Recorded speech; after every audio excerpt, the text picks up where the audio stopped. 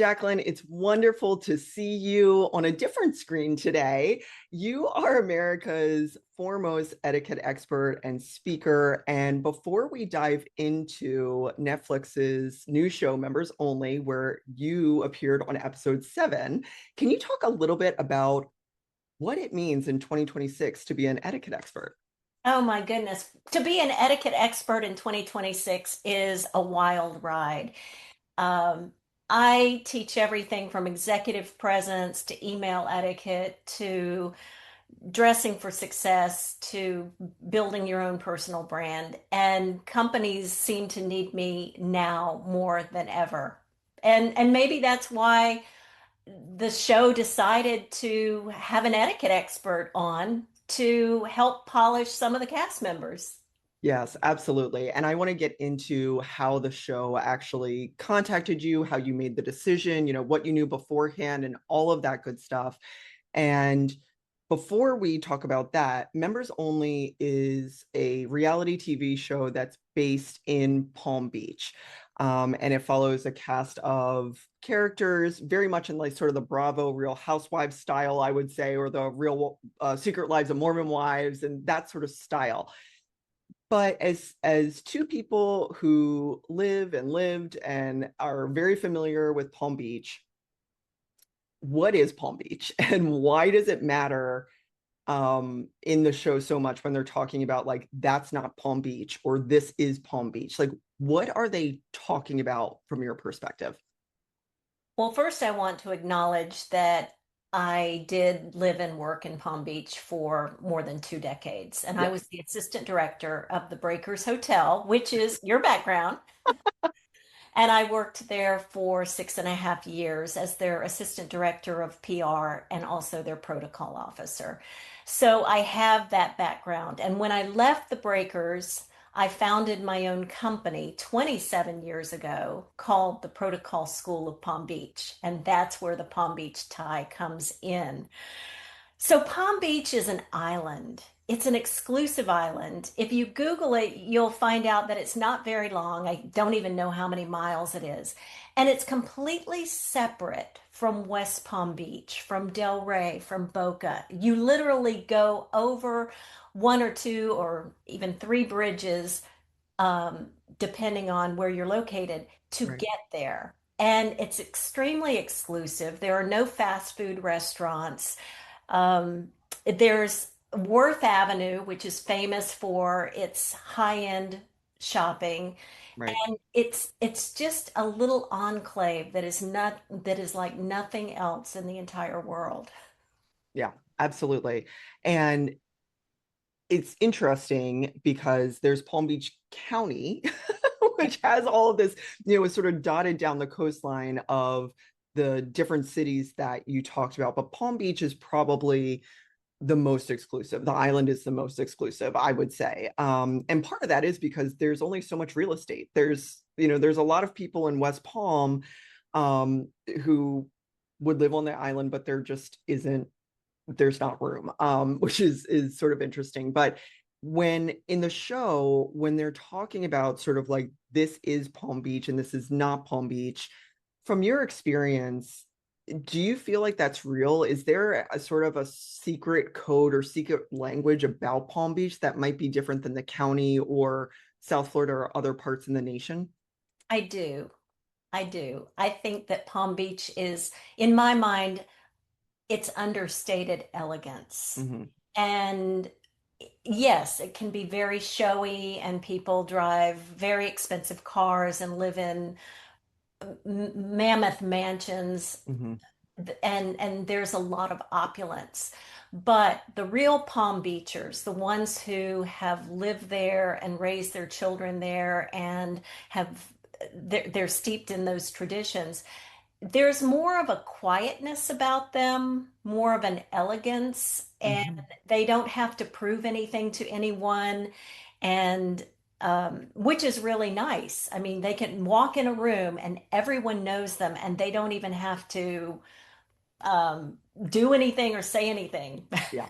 They just have a presence, that Yes. executive presence that I talk about in my seminars.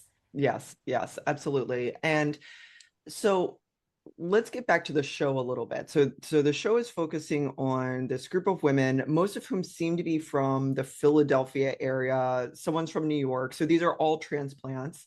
Hillary has lived there for, I think, almost 3 decades. She's, I think, been there the longest. And then you have folks who have been there like a year, it seems like one season. Oh, and can you explain season when they're talking about what is season? Yes. So when you say the word season, it is there's high season and low season. And high season is usually between January 1st and the end of Easter. And that is prime time in Palm Beach. First of all, the weather is absolutely gorgeous. And that's when all the galas take place. That's when the most money is raised for all these charities. And there is a charity for everything in Palm Mm-hmm. Beach. And so most people who have a home in Palm Beach will only live there 4 months out of the year. Mm-hmm. And then they'll go back to their summer home, which might Mm-hmm. be the Hamptons or somewhere else. So that's what they mean by season. Right, right. And philanthropy is a huge part of Palm Beach. It is, the social circle, it's the C and B scene on the show. All the women are talking about Mar-a-Lago. Some are members, some are not. They are getting invites to certain charity events. And there's this conversation on the show about like, oh, I can get you to that event. Oh, I can get you to this event. There was a conversation about, does she invite you when it's not an event, which again I think goes into this sort of like, there's some rules that if you don't know the rules or you don't know some of the ways that people work, you wouldn't think anything of it. But that philanthropy piece I think is really important, because like you said, it's like the someone can walk in a room and everybody knows who they are. um, but let's get away from the women of the show for right now and get back to you. And what was that phone call or email? How did Netflix reach out to you, and how did they portray the show for you to decide whether you wanted to join or not? I got an email and it was from someone who was working on the show, Mhm. and they explained it to me like this. Netflix is going to be doing a series, and they didn't have a name for it yet, or if they Mm, did, they weren't sharing it with anyone. And we're looking for an etiquette expert to teach dining etiquette to some of the cast members. It went mm, something like that. It was very vague. And at first, I thought to myself, is this just a pilot? Now, what a pilot is a show that has not been picked up by a network yet. In other words, they're just going to pitch it and pitch it and pitch it, and it may fly and it may not. mhm, But in this case, Netflix had already started filming, and they had already filmed several of the episodes. I come in episode number 7. okay. So when I came in, I didn't know any of the cast members. I didn't know the plot or anything. I was just told that if I'm interested, I needed to sign an NDA, a non-disclosure agreement Sure. to secrecy, that I wouldn't tell anybody that I was on the show. So I signed it, and 1 week later, I was on the set. Wow. It happened very, very fast. And fortunately for me, I'm living in Central Florida now, but fortunately, I had a speaking engagement in the Palm Beach area that same week. Oh, So wow. we were able to fit in the filming and my speaking engagement. So it worked out beautifully. But I think that I was chosen because of my tie with Palm Beach and because my school has the Palm Beach name, because I do know that other etiquette experts were contacted, because Oh. I got a couple of calls from one in particular from someone saying, "Did you get a call from Netflix?" And I said, "Yes." And so anyway, I said, "Well, I'd love to do it." And Yeah. anyway, that's how it all came to fruition. I think it was simply they found me through a Google search. Yeah. Yeah. And well, as the founder of the Palm Beach Protocol School. I mean, you like pop up immediately. Um, did you have any background? Like, what was the background that they gave beyond what they wanted you to do? Did they tell you that they were transplants? Did they tell you anything about where they lived? Nothing. So you were Nothing, going in just kind nothing. of blind. Interesting. Completely blind. I was treating this as if I'm going in to teach a private client, which Okay. I do quite regularly. Mm-hmm. And what I do is I help choose the menu, and they Mm-hmm. wanted me to help them choose foods that were difficult to eat. Well, it's interesting because Yes. when you see the scene, the only thing you see is shrimp cocktail, but that whole entire meal was planned by me. And I'm telling you, they must have spent hundreds of dollars on this meal because Wow. there was lobster, there was shrimp, there was pasta, there was soup. And I mean, the courses went on and on and on. So you see very little of that in this. Yes. Yes. Um, and okay, there's a lot to talk about. So let's set the scene. So we have three characters there. There's Rosalind, who has moved to the island or moved to Palm Beach rather from Philadelphia. She's been there, I don't know, like 6 or 7 years ish, right? That's kind I of, think about three oh, years. 3 years. Okay. Mhm. There's Gail Brophy, who is like, she names herself the Grande Dame and she's passing the baton. And there's lots of stuff that's happening before this episode. And she and Gail are sort of thick as thieves. Gail is sort of mentoring her, wants to pass the baton to her. And then there is Romina. And Romina has been there how long? Like a Well, year? Romina's been there about 3 years. I Okay, think 3 years. Rosalind's been there since 2000, but Okay. don't quote me on that. Oh, sorry. Okay. So Romina is the newest one to Palm Beach. Correct. She's been very open about taking some coaching and mentorship. And up to this point, we've seen her, learn about different clothes and things of that nature. So there's the three of them. Things have transpired in the prior 6 episodes. And how were you introduced to these three? Like when you get there, how early are you getting there? I'm just fascinated by this. Like how early are you getting there and how much interaction did you have with the three of them before you actually started filming? And were you given any direction before you started filming? Well, first of all, the filming was done at Rosalind's house. Okay. And so I arrived probably an hour in advance, which I always do because I want to check out the surroundings. I want to see if Mm-hmm. the table is set properly. I want to look at all the food. And it was all catered, by the way. Mm-hmm. So I had to make sure that everything looked perfect before everyone arrived. Mm-hmm. When Rosalind arrived, she and I met for the first time, and she explained to me that she wanted to help Romina. And in the show, she's Romina's friend, and she's also her mentor. So she wants to help her kind of fit in and belong to the club. Mm-hmm. And that's why they call it Members Only Palm Beach, Right. because it's a secret club that, but anyway, I digress. And then um, she told me a little bit about Romina's background and a little bit about her background. And she asked me on the show, you'll see it in the clip, do you know what you're going to talk about? And I really didn't because I was told nothing. All I knew is that I was going to teach dining etiquette. So I Mm-hmm. said to her, I will defer to you. And that's exactly how it went. And then I knew there was going to be a third person, and I found out at the last minute it would be Gail Brophy. Well, I've known Gail, not personally, but I've known of her for many, many years. And Mm-hmm. she did a lot of charity or attended a lot of charity events at the Breakers and so Mm-hmm. forth. So we know each other from that circle. So the first person I met was Rosalind, and then I Okay. met Romina, and then I met Gail. I see. Gotcha.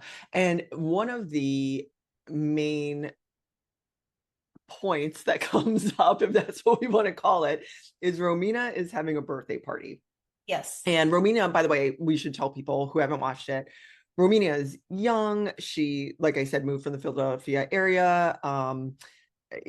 And she and her family moved to the United States from Uzbekistan. Her father, she said, when they first moved here, they were on welfare, they were on food stamps. Her father cleaned, I think, bathrooms, like offices or something, and delivered pizza. Like the total American dream story of this family that has made it in the United States. And she has a birthday party coming up. She sent out a birthday invite, and on the invitation, very honestly, to her culture. And I have to tell you something really funny, Jacqueline. I was like, Philadelphia? Like, I didn't even think Uzbekistan. I was like, oh, maybe it's a Philly thing. I don't know. But so on her birthday invite, she said, gifts not expected, but cash is welcome, something along those lines. And then she also put on, you can give to these two different charities, one of which was Rosalind's, one of her philanthropic priorities. And almost everyone on the show was like, oh no, that's like such a faux pas, so naff, like, and that was sort of brewing. And Romina was like, that's my culture, that's what we do. And I have since learned, I'm not sure if it's if it's the culture of Uzbekistan or sort of that Soviet bloc, or exactly what, but that's what she's used to, right? Like that's what you would send your friends and family, and she didn't think anything of it. Um, so were there tensions like high? Could you tell that something was going on, or was everybody pretty cordial to start that lunch? No, everyone, first of all, these women are lovely. Mm-hmm. Mm-hmm. And I got along with each and every one of them. Mm-hmm. Just, and they're highly accomplished. And Rowena is, even though she's younger than the rest of the cast members, she's highly accomplished and Mm-hmm. very ambitious, and she wants to do well, and Yes. she wants to um, succeed. Yeah. And Rosalind wants her to succeed. So Rosalind brought in her friend Gail to assist her in helping Rowena succeed. So I was there to, I guess, be the referee, so to speak, because Rosalind and Gail did not like the fact that Rowena put on her birthday Evite. It was an Evite, and it went out Right. to all her friends, and she was asking for cash. And in Right. the show, by the way, and I learned this by watching the show, this didn't come out until I watched the show, that she was going to apply the money to her party. I see. And Yeah. anyway, Like so again, like a normal person probably would, but it goes back to that, like, what people talk about and don't talk about in that particular, well, that culture, right? Like that yeah, members only culture. So sorry, yeah. go ahead. So when we were sitting there at the table, first of all, I'm starting to teach them table manners. And that's how it all starts. And Right. we talk about where to put the napkin in your lap and how to hold the knife and fork. And then when I start talking about the styles of dining, and I mention American and Continental and Barbarian, that's when Gail started Yeah. inserting some comments to Rowena that were very upsetting to Yeah. her.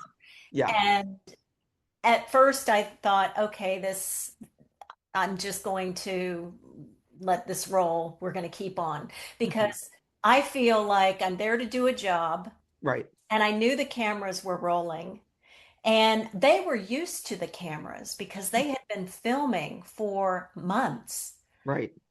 and I was not immune to the cameras like they were. And maybe anyway. I felt like I needed to stay professional, continue to do my job. And then the subject came up about the cash on the Yeah. invitation. And because Romina is from Uzbekistan and Hmm. she follows her culture, that's very normal for their Hmm. culture. And I've since learned that there are many other cultures that do that. They may Yeah. not do that specifically in an invitation, but what I tried to tell Romina, which did not make it on camera, is that I asked to see the invitation. She showed it Hmm. to me on her phone. And I said to her, I would have worded it differently. Hmm. And we started talking about how I might have worded it. Well, then more arguing started to ensue, and things got escalated. And that's when I knew that it would be more difficult for me to continue teaching because Gail was clearly, she was arguing with Romina. Yes. And I kind of had to sit back. And people ask me in some of the comments on my social media, why didn't I say anything? Why didn't I say anything? Well, I did. I did. I continued to teach. I continued to answer questions. Yeah, But in reality, television producers have their own agenda. of And their course. agenda was to highlight this tension. Yeah. Because as we know, um, people watch drama. Well, sure. Yeah, of course. Of course. If it's not dramatic, people will not watch it. Yeah. So they wanted things to escalate. And Right. of course, as we know, alcohol makes things even more intense. And Yes. I expected the producers to bring in Red Bull and get everybody hyped up because I've heard that some reality shows will do that, but that didn't happen. In fact, nothing to my knowledge was scripted. Okay. Wasn't I scripted. was going to ask. Yeah. They were not told what to say. It was like a free for all. Interesting. Okay. It did not seem scripted. You seemed like you were fighting for your life in there in a good way of like you kept like you were like, let's bring it back. Let's do the lesson. Like you I didn't see it as you weren't talking. I think you were trying and then getting interrupted. And I thought you did a beautiful job. But what I also thought was so brilliant was when you excused yourself, like when you were like, "I'm going to check on was it the main course or the next course?" I was like, "Oh my gosh, that was she needed to get out of there," and that was great. Um, what made you decide that in that moment?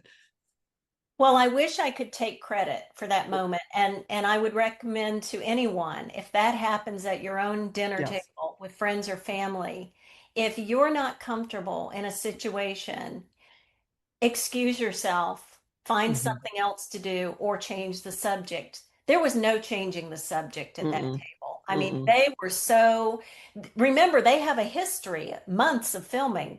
Right. So there's already tension going in. So there was nothing I could do or say to mitigate that. So what happened was the producer stopped the filming at that Okay. point when things got kind of high. And he walked over to me and he said, I want you to go check on the next course. And I said, okay. Thank you. And so I did. Yeah. I got up.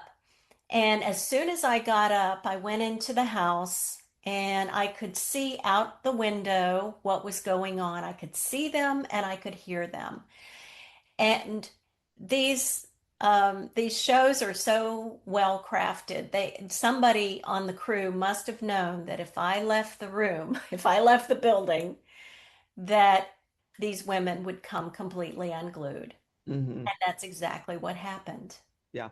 And so Romina got very upset, and rightly so. I mean, she Right. was being insulted left and right, and I could see where she was just, it was Oh, almost like watching an injured animal. yeah. It was really I found it very hard to watch. And as you're talking, what I saw in the show was Romina kept looking to you as like, Yeah, right, right? Like yes, really trying to get that validation from you. And as you're talking, I was like, that was a total setup. She didn't have anyone else there, right. to have her back, even if it was Hillary, who I thought was probably the most like I don't know if neutral is the right word, but like, and I have a question about something Hillary did earlier that I really appreciated. Um, But you saying that, yeah, that's unfortunate because she really was on her own, and what And was let me being tell said you was though, awful. I mean, yeah, Romina is a very strong person, and she sure, can certainly take up for herself. And sure, I applaud her for standing her ground because I don't know if anybody caught this in the clip, but I did say that everyone is beautiful in their own way, and yes, everyone has their own style and their own personality. And I believe that Gail and um, Rosalind yeah, truly have Romina's best interest at heart, and they were really trying to help her. And I wanted to help her. hmm But there are some people who have their own style, and Rowena is also a designer. She designs her own clothes, and this hmm is her style. right, And she does have what I would recommend, and this is what I recommend to all my clients, is we have all kinds of clothing. right, Have our from everything from a bathrobe to an evening gown. right, You dress for the occasion and right, you dress for the audience. And I believe in my heart of hearts that Romina can do that. I really, yes, and yep, I think that when I left the table, she was on her own and she burst out in tears. oh, She left the table, which you see in the clip, and she came in the house, and that's where the scene ends. Well, what really happened after she came in the house is I was standing there at the door and I gave her a big hug. oh, She was just crying and crying and crying. And yeah, I just consoled her and told her everything's going to be okay. And of course, that doesn't make it on the show of because course, right, of that's course, not fun. right, right, of And course, but after that, that scene was over. I mean, they were emotionally spent. All three of those women were just, they gave oh every yeah, bit of emotion and it was over. yeah. And everybody was upset. And so the So producer, did they leave? Did you like what? Yes, Romina and Gail left. Okay. Oh And yeah, it's Rosalind's house. Yeah, her home, she was very upset as well, sure. and rightly so. I would have been too, because if my best friend was hurt, I would be hurt. hmm And before Gail left, I have to say, now I believe everybody is inherently good. And hmm unfortunately, it doesn't always come across that way on camera for some people. And I believe that Gail felt like she was a little too harsh mm with Romina, and she asked the producer something to that effect. He said, "No, no, you were fine. You were fine." And but we've got to have a resolution. And mm. that's where episode 8 comes in, as you Right, saw, right, resolution. right. Yeah, it was so a couple questions around all of that because I think and you know Gail. I don't know Gail. And this is sort of the challenge of reality television, right? Like there's a lot of editing. We're going into it with our own preconceived notions of who these people are, this how they act off camera, things of that nature. And Gail seemed very fired up from the beginning. Like everything kept coming back to her. She was like, sure, when I'm in India, I eat with, princes and everything kept coming back to her. And I was like, this is wild. Like this, like it just felt like she was very agitated from the beginning of the lunch. Um, and when she kept saying that Romina was from Pakistan, and then it happened prior to that. So it's one thing when someone gets it wrong once, maybe twice, but you're like, come on. Like, like I understand why Romina was upset as well. Was Gail that agitated going into it, or were they okay when they started? And this was just sort of the elevation and the editing of the luncheon. Yeah, when everybody showed up, everybody was in a great mood. And then um, as soon as I started talking about the different styles of eating, That's that's what where happened. some of the jabs came in. But I want to address that because when you attack someone's country or Mm-hmm. family or character, I will tell you that that's wrong. Yeah. That's just wrong. Yeah. And there are other ways of getting your point across without being mean and nasty. And I say that because I'm an etiquette expert, but I also say that because, um, where's the humanity in all of this? But it makes good television when Of you have course. so many different personalities, and you've got to have you've got to have the good with the bad. Yeah. And so let's get off of that for a second because, um, and we've talked previously about so much of etiquette comes down to connection, and connection was not happening in that moment, right? So I think we can maybe put that to the side for a moment. But one of the things that I thought was so interesting is when you were talking about, so first of all, let me ask you this. When you were choosing the food, you were trying to choose difficult food, right? Like shrimp cocktail is kind of difficult to eat. You don't know exactly how how is the host going to eat it, like what you're comfortable with, whatever. But so all of this started because you were talking about the three styles of eating, and they got into, you go with the culture. So you were saying like when you're in India, and I'm sure it's certain parts of India, like you will use your hands versus a fork and knife, or things like that. And I think we can all sort of relate to that. But then we were talking about the culture with the cash thing, and then it was pivoting back to the food, and then it was like, yeah, but you're in Palm Beach, and I was like, wait, which culture are we talking about at this point? So I just wanted your thoughts on that, because it was really interesting, because we actually kind of had three different cultures there, and when you're not sure who's doing what and which culture is supposed to show up in that moment, would it have been a faux pas if I did the barbarian style and used my fingers, and Rosalind, the host, used a fork and knife? Like, who do you defer to in those moments? Like, I was like, wait, we're talking about three different cultures right now. And I say this on the episode. I Yeah, say follow your host's lead. right. If you're in Palm Beach and you're being entertained by somebody in Palm Beach, you want to always look at the host and see how the Sure. host is doing it. And if they're eating with their fingers, that means you can eat with your Yeah. fingers. Yeah. And um, I think that, like you said, there were three different personalities there from different places, Yeah. and Rosalind and Gail wanted Romina to, um, I guess, eat like the Palm Beachers do, but the Palm Beachers even eat with their fingers too, Yes. depending on what the food is.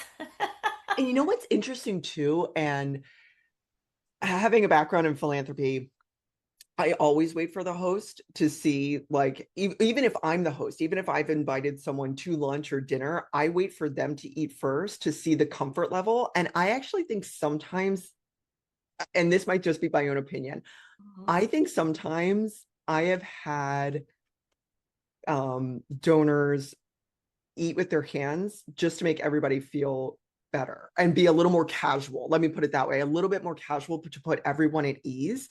And you saying wait for the host was really, I thought, an important cue.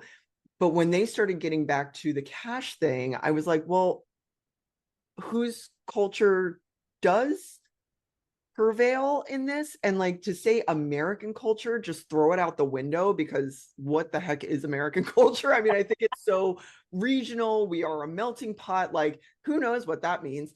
So it was just it was a really interesting moment. And I've seen a lot of, and I'll be really candid with you, Jacqueline, I was horrified by that whole scene.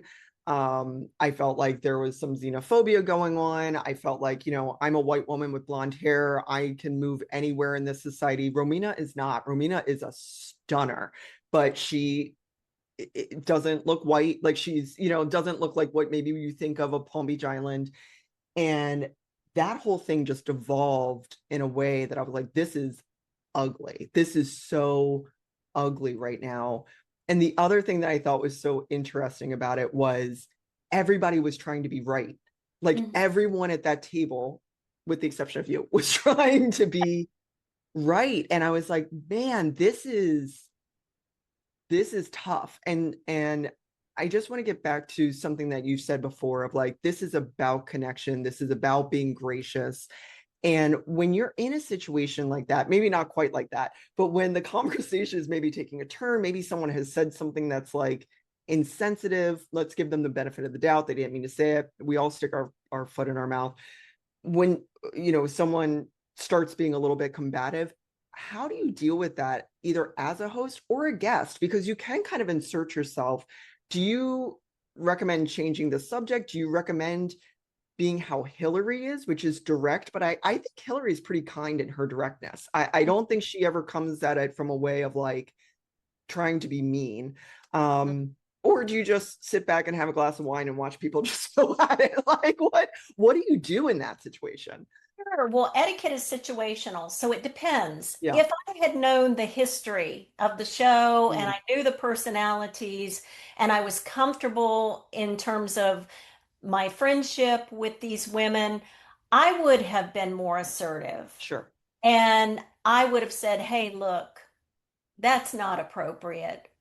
Please let her finish her sentence. Yeah. I might have been more like that, but remember, I was going in cold. Oh, yeah. Yeah. And Yeah. I'm very grateful for the opportunity, Right. by the way. And and so to your question, it depends on who you're having dinner with, what Hmm. is at stake, Right. what is your relationship, because I know people in situations they would have just fought fire with fire. And when you Right. throw gasoline on the fire, what's going to happen? It's going to blow up. But that doesn't resolve issues. What resolves issues is listening and trying to come to some agreement. There was no coming to any agreement in that Right. situation because the personalities were so strong and the opinions were so strong. And I I think that it was in my best interest to do exactly what happened was Yeah. excuse myself and go check on the next course. And that's Yeah. what a good hostess will do. They'll either direct the conversation to something else or they might pull somebody from the table and they'll say, Gail, do you mind helping me get the cake out of Yes. the oven or whatever. Yes. And the host has to be the one that's in control of his, her, their own party. Yeah. Yeah. I and you can cut this. I will never forget. I was in a situation and it was professional where I was at a dinner and it was eight of us. And it was when Colin Kaepernick knelt during the national anthem. Mhm. And I knew everyone's political affiliations or leanings. And someone says, can you believe this? Da da da da da, whatever. And you could tell some people were ready to jump right in and support it. And you could tell some people are like leaning back. And I said, I really don't want to talk about sports. I'm sorry. Like, do you mind if we talk about, something else? All I hear is sports, sports, sports. And I caught eyes with someone else and he jumped in and he was like, I went to da da da. Like, we started talking about the arts and getting back to like why we were all there, which Mhm. it was for philanthropy and it was for something else. And I didn't it wasn't the right time for us to have a conversation about whether kneeling or not during the national anthem and why he was kneeling and all. It wasn't the time. It wasn't the time. And the person who said that, I think it just came out, right? Like he wasn't trying to start a dialogue. It just came out. Um, and it was interesting because in that moment, I was like, if to the point of like, there is this sort of tacit understanding, Mhm. you can find allies in those situations as well, where someone will jump in and help you. So, like you said, like, come with me to get the cake, or, you know, trying to divert the conversation a little bit that opens up something else. I was like, I'm just tired of talking about sports, guys. Like, my husband, my kids, like da da da, like, can we talk about something else? Kind of trying to do that. Um, You were and the referee in that situation, yeah, and in this situation, I could have been the referee, but we didn't finish the dining tutorial. That's another yeah, question I've been asked. Did you get to finish it? yeah. No. Did you get to eat afterwards? Did you want to Uh, eat afterwards? okay, I had food on my plate, but when I'm teaching, I'm not really eating because Yeah. I can't teach and talk at the same Oh, time, sure. Yeah. teach and eat at the same time. But I will tell you, after it was all over, I went to the kitchen and I got a to-go plate. Good for you. Good for you. Um, but also, I want to tell everyone that that 6 minute, whatever it was 6 or 6.5 minutes. Yeah. We were sitting there at the table for more than an hour. Wow. And I was there at the house probably a total of 3 hours. Wow. So you can see in TV land that they take all of this and distill it down to a Yeah. small amount of time. So you don't get to really see or hear what has been said and what happened before or after. Yeah. Have you had any contact with any of the stars of the show since then?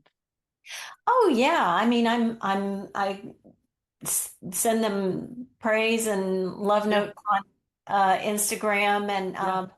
I mean, they're lovely, lovely people, all of them. Hmm. I didn't, unfortunately, didn't get to meet Maria or Taja or Hmm. Hillary. Hmm. I would have liked to have met them, but I feel like Romina or Rosalind or even Gail, if they wanted to call me for an etiquette class for their friends or whoever, Sure. sure, I'd love to work with them. And Yeah. so we have that mutual respect for Of one. course. Yeah, of course. And the like, I hope if they renew this, Sue Bell gets more airtime. Like I just what a star is Sue Bell. I Um, know. I think everybody wanted to see more of Sue Bell. And apparently there was some she, stuff going on with that. Like apparently she's contracted for another show. oh, that, Um, I follow her no, not nephew.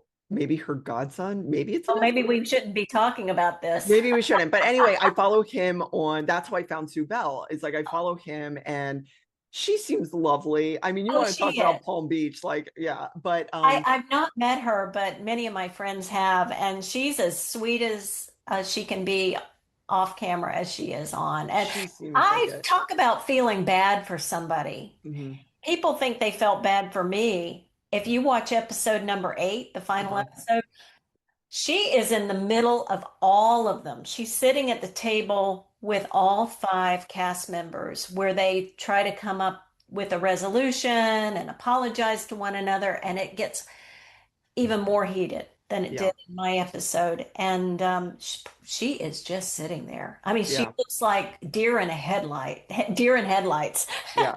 So that's actually a good question. Okay, let's say something has come up. Maybe like there's even if there's a minor faux pas and you just keep moving or whatever, but you want to apologize the next day. How, from your perspective, how do you go about that? Do you call? Do you just put it out there like, hey, I just want to talk about the elephant in the room? How do you go about not only thanking the host, but also maybe talking about, sorry, I said that. Oh, I think, well, we see a little bit of that in the show, in the last episode, because there are apologies that are made. Um, I don't know if they're authentic or not, but the apologies were made, and I Yeah. thought that that was a really nice way to end the show. And then, of course, it's like, okay, wait until next season.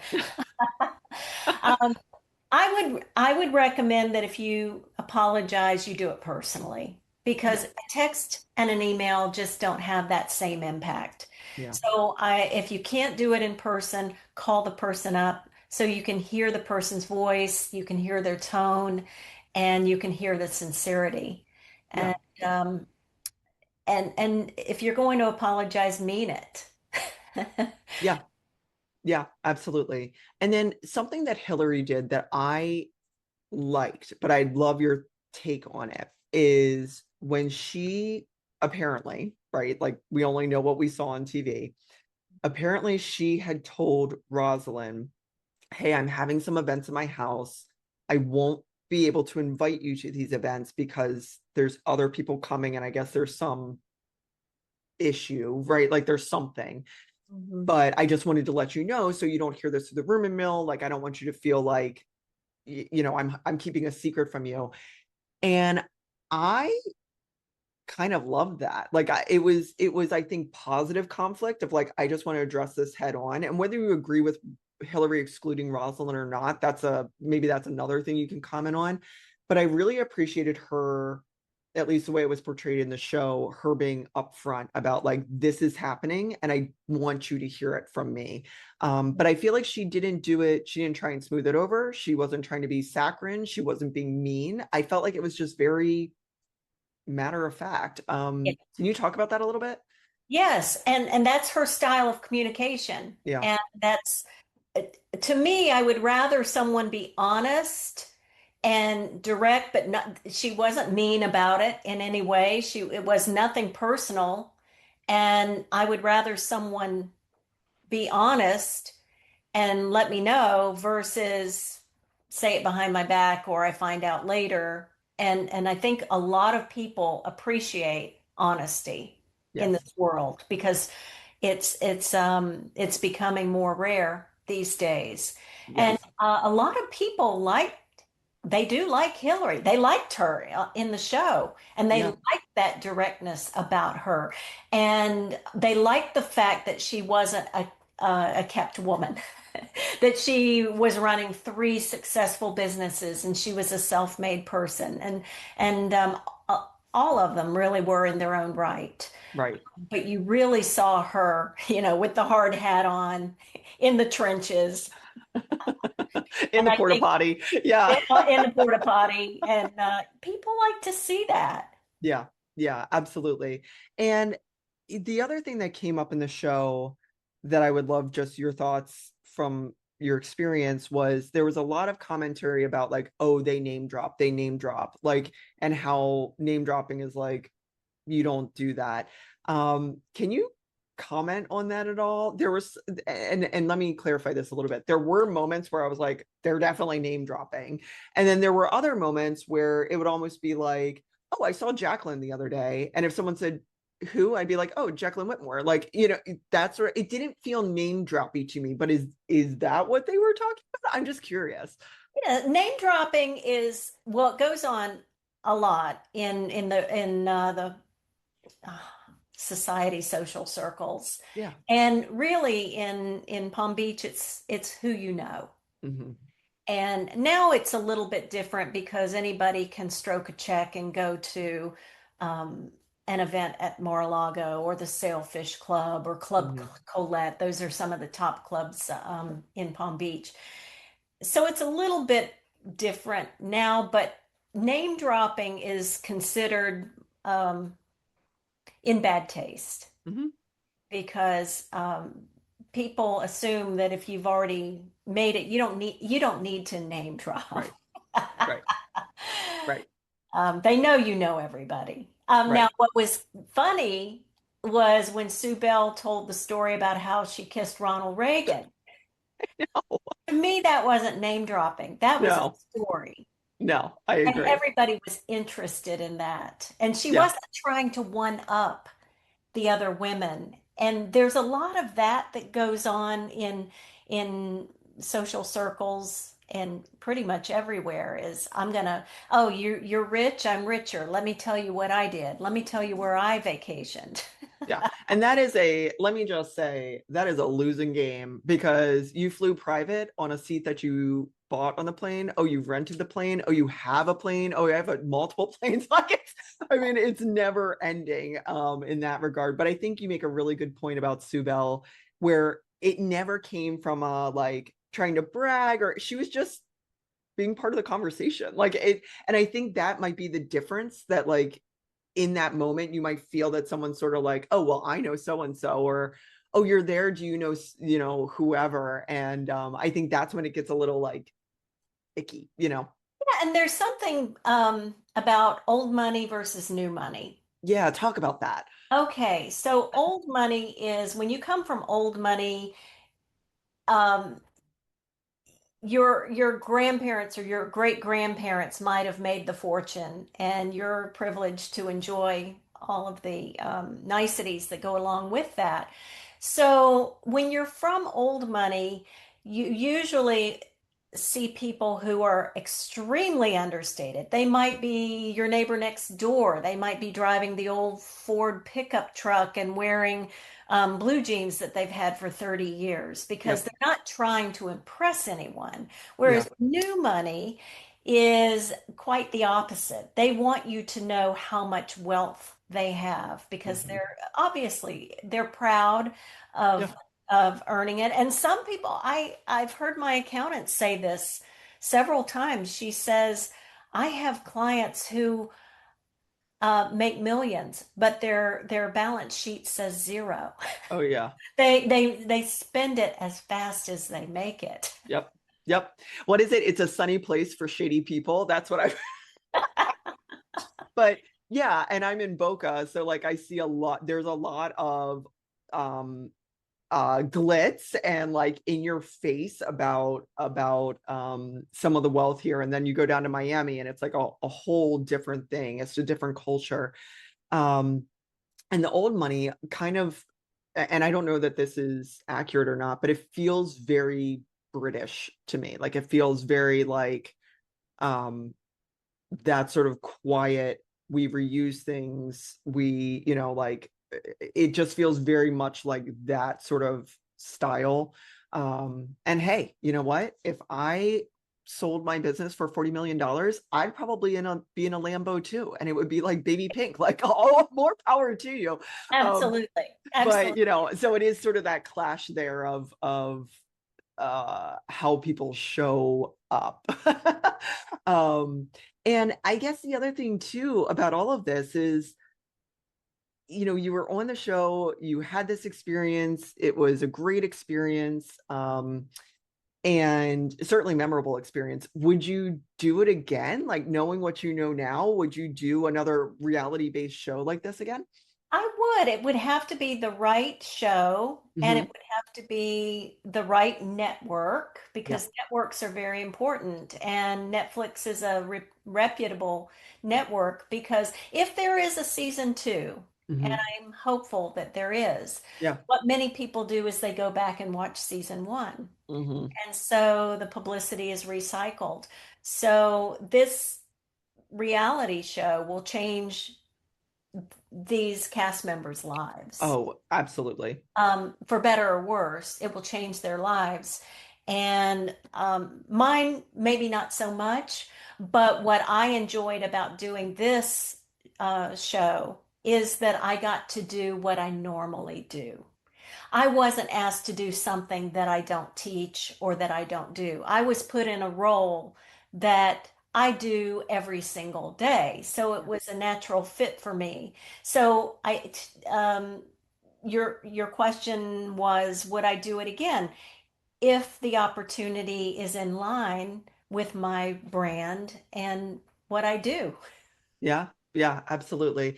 And in thinking about in thinking about Romina in particular, and all the things that she all the different mentorship and guidance that she was given, I mean, a lot of it. Um, is that something that someone like you could help with? Like if I called you and I said, Jacqueline, guess what? My business sold, I am now a multimillionaire. Like I want to be a member at wherever, like Indian River, whatever. Like, but I need help. Like I need help with this. Like I don't know what to wear. I know you can help me with like the food and etiquette and stuff like that, but like can you help me with that stuff? Is that something that someone could reach out to you and you could kind of guide them through that?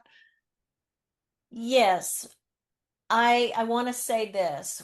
When the student is ready, the teacher will appear. Mm, So the person has to want this. yeah. And I can teach you something and I can teach somebody else the same exact thing, and you'll interpret it differently based on your knowledge and experience. Mm-hmm. So, um, when I work with individuals and corporations, I have to find out what the pain point is. What Mm-hmm. is holding them back? Yeah. And am I a fit for them? Can I even help them achieve their goals? And it may be something as simple as um, dunking your bread in your soup. I got a call from a CEO once who had a problem with one of his executives who wouldn't stop dunking his bread in his soup.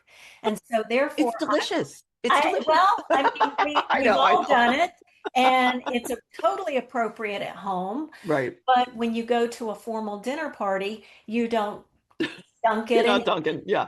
no dunking. Yeah. Yeah. Yeah. So the And point came across in a nice way, and the person did not make that mistake again. mhm. Yes. Yes. And, the executive presence is something that you also teach. And when you are in a leadership role, especially at um, a high level corporation, and you're dealing with international clients and partners, I can imagine that's just hugely important to understand cultural competencies and how to navigate that. So, I would imagine that's something that's not natural necessarily to anybody, right? Like, how would you learn that? Yes, that's a whole nother arena. It's Sure. international protocol and working with other cultures. And I also train executives to do that. And I've Mhm. been to China many times. Asia is my favorite place in the whole world. Yeah. And that's why I say it's so important to watch the host, because when you don't know what to do, you Hmm. always watch the host. And cultures vary widely around the world. So it's very helpful if you can take a course before you go overseas so that Hmm. you don't make those mistakes. And like you said, the US is a melting pot, and we have all different cultures, and it's important to know your audience, know the situation, and behave accordingly. Yes. And do you find that the United States in general is more casual or no? Oh, absolutely. Yeah. Yeah. And this didn't start with COVID. I mean, this No. began way before, like in the 80s when we started having casual Fridays and Hmm. people got to wear jeans and t-shirts to work. And then it just went downhill from there. Just got more casual from there. Yeah. It's really interesting. And I think one of the things too that we haven't talked about is we've alluded to watch the host. And so when you're hosting, really understand that responsibility that you have to show those signals and those cues. And there's a graciousness that I think you need to accept when you're a host, and Yes, and there's an taking awareness. that on, right? Yes, there's an awareness that goes with that. You have to know exactly what's happening in the room and what's going on around you, and if you and I hope everybody decides to watch this show. Yes. um, that's one thing that you don't always see is Mhm. the host going around and welcoming everyone, making sure everybody has a drink in their hand, making sure there's plenty of food in the buffet line. I mean, the host really doesn't have a lot of fun at their own party, unless, of Yes. course, you are Taja or Romina or any of the other ones. Yeah. But And I love hosting. Like, I do have a lot of fun, and my friends can say otherwise if they feel this way, but I feel like I do get to walk around, make sure people have things, make sure food is plenty and drinks are full and all that kind of good stuff. But one of the things that I have done as a host is, and I'm not throwing parties like these women are, but I'll say, hey, can you take some pictures? I'll like put people in charge of things because sometimes you can't do it all, right? Like, it just it's not going to happen even if you have a bartender or help there. And I think that's another thing too, as a host, you can think about is like, how can I make this an enjoyable experience for me as well? And I'm an extrovert. So that Yeah. being said, like I love that. I love going around and making sure everybody's good and those sorts of things. But I've realized like I can't do everything. So what are the Right. most important things? And that's one of the things that I learned when I lived in Palm Beach is when Mhm. you go to these parties, whether they're in West Palm Beach or Boca or Del Rey or Palm Beach, when you pull up to someone's driveway, they usually have valet parkers. Right, right. And then when you walk into the door, they usually have somebody holding a platter of hors d'oeuvres or Right. glasses of champagne. And Yep. you're just eating and drinking the whole time. And there's music playing, there's entertainment. And you know a really good party when the host has paid a lot of attention to the food because Yes. everybody comes with empty stomachs. Right. And Right. they're all thirsty. Right. Yes. And And these people usually have bartenders and all that. But I digress. I think that anybody can have a nice party. You yeah. don't have to spend a lot of money, or you Mhm. don't have to have bartenders and butlers and valet parkers. You can put on a really Yeah. good party with Yeah, absolutely. Absolutely. And I think whether, and hey, I love ballet. I love being handed a glass of champagne when I walk in. I'm all about it. When I roll in with my baby pink Lambo one day. But I think we all have that experience, and I hope everyone's had this experience of like, why is Christmas special? It's because the people you're with are special, right? It's that feeling of warmth. And regardless of whether you're having a potluck at your house or a catered affair with, you know, and actually the entertainment, I was like, oh, I've seen these people before. Like it's really cool. It's about creating that environment and that community where people feel welcome and comfortable. And I think that's something you've emphasized before is like so much of this at the end of the day is, are people comfortable? Are you creating a space where people can come and gather, feel comfortable, and leave the event and be like, that was just nice, right? Like that was nice. Even if you didn't do everything according to the book, whatever the book is. whatever the book is. And if you make a mistake, nobody notices. No, And no. so it's all about relationships, and that's what I think this show is about. And there are some underlying themes in Mhm. Members Only Palm Beach. There's a lot of drama, but there are also some valuable lessons to be learned, and you see what true friendships look like and what they don't look like. Yes, exactly, exactly. And one moment that I will say that as a woman, it really touched me.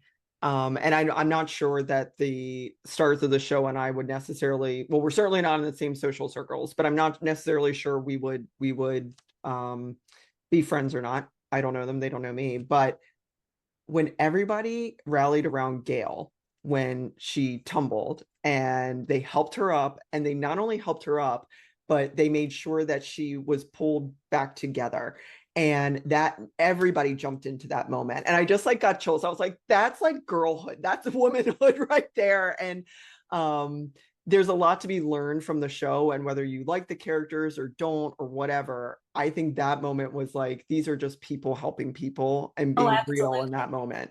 And I agree with you. That was a poignant moment.